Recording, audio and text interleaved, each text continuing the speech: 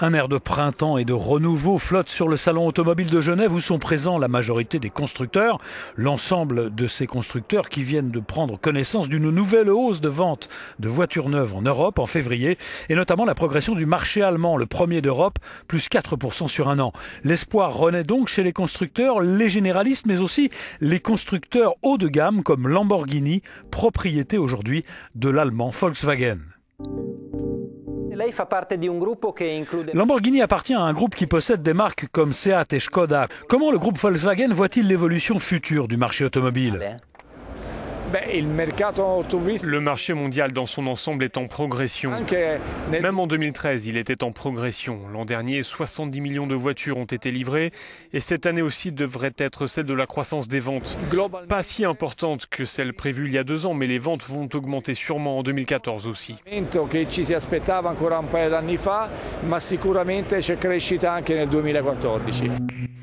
Chez Lamborghini, la voiture phare c'était la Gallardo, mais son cycle de vie s'est achevé l'an dernier. Le constructeur place ses espoirs dans la Huracan, le nouveau modèle présenté à Genève.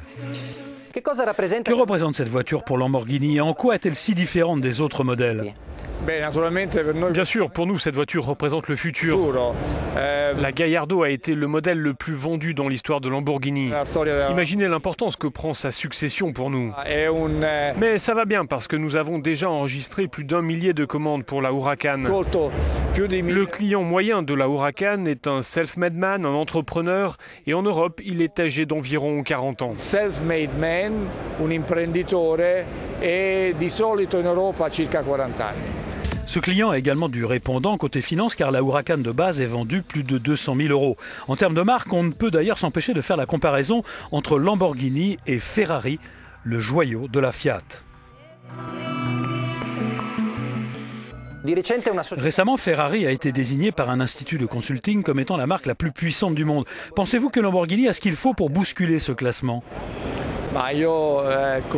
Chez Lamborghini, nous ne faisons pas la comparaison avec les autres.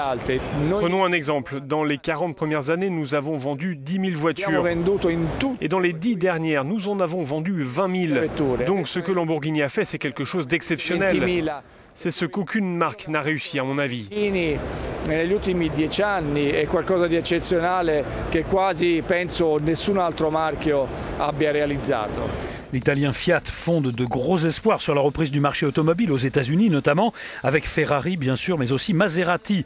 La marque au trident a multiplié par 3 son bénéfice opérationnel en 2013 en doublant ses ventes à plus de 15 400 unités. L'objectif de Sergio Marchionne, le patron de la Fiat, d'atteindre 50 000 ventes en 2015 semble toutefois un peu flatteur.